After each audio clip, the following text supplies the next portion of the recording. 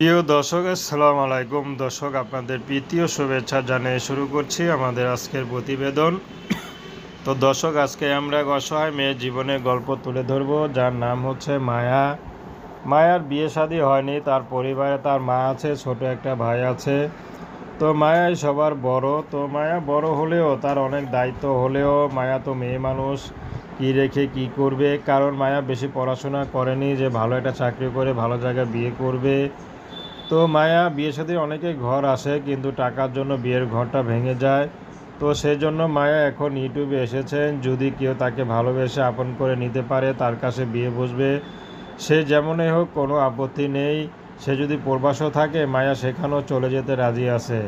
মায়ার একটি কথা, ছেলে যেমনই হোক, ছেলে দেখতে কালো হোক, সমস্যা নেই, কিন্তু সে যদি তাকে ভালোবাসতে পারে, ভালো রাখতে পারে, তাহলে মায়া তাকে বিয়ে শাদী করবে।